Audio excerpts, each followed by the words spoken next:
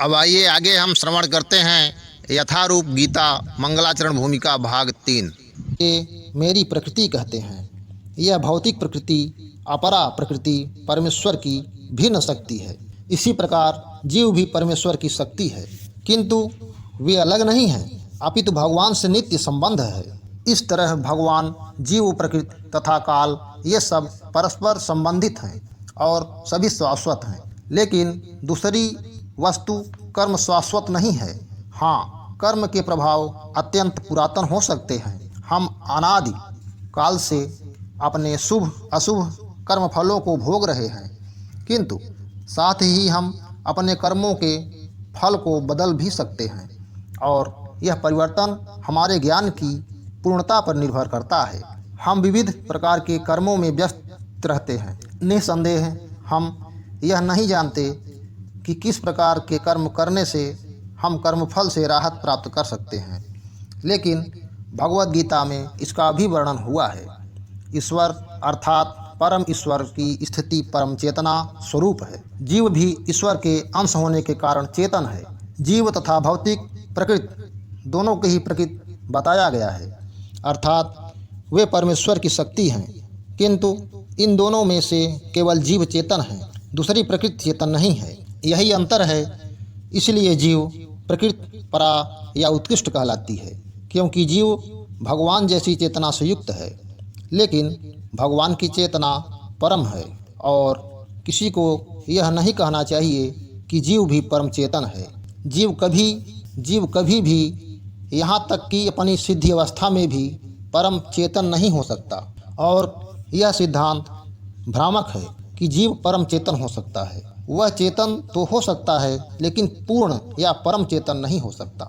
जीव तथा ईश्वर का अंतर भगवद गीता के 13वें अध्याय में बताया जाएगा। ईश्वर क्षेत्रज्ञ व चेतन है, जैसा कि जीव भी है, लेकिन जीव केवल अपने शरीर के प्रति सचेत रहता है, जबकि भगवान समस्त शरीर के प्रति सचेत रहते हैं। क्योंकि वे प्रत्येक जीव के हृदय में वास करते हैं, अतएव वे जीव विशेष की मानसिक गतिशीलता से परिचित रहते हैं। हमें यह नहीं भूलना चाहिए, यह भी बताया गया है कि परमात्मा प्रत्येक जीव के हृदय में ईश्वर या नियंता के रूप में वास कर रहे हैं, और जैसा जीव चाहता है वैसा करने के लिए जीव को निर्देशित करते रहते हैं। जीव भूल जाता है कि उसे क्या करना है। पहले तो वह किसी एक विधि से कर्म करने का संकल्प करता है, लेकिन फिर वह अपने ही कर्म की क्रियाओं और प्रक्रियाओं में उलझ जाता है।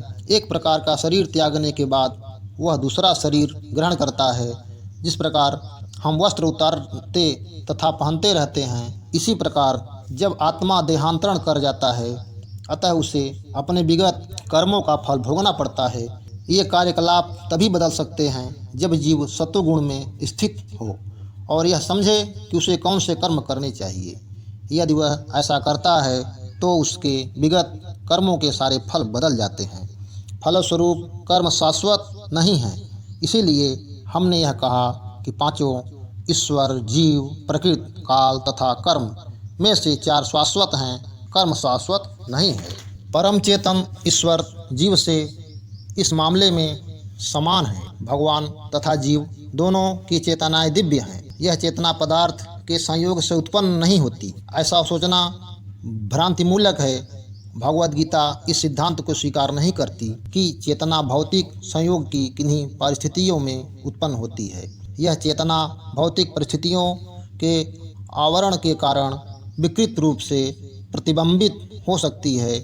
जिस प्रकार रंगीन कांच से परावर्तित प्रकाश उसी रंग का प्रतीत होता है, परंतु भगवान की चेतना भौतिकता से प्रभावित नहीं होती है।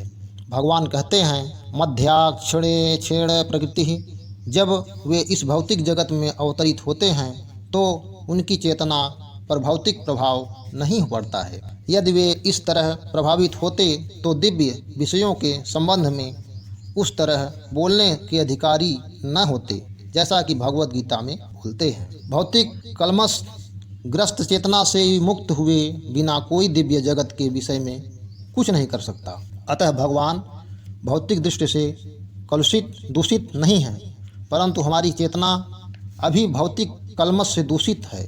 भगवद गीता शिक्षा देती है कि हमें इस कलुषित चेतना को शुद्ध करना है। शुद्ध चेतना होने पर हमारे सारे कर्म ईश्वर की इच्छानुसार होंगे और इससे हमें सुखी हो सकेंगे।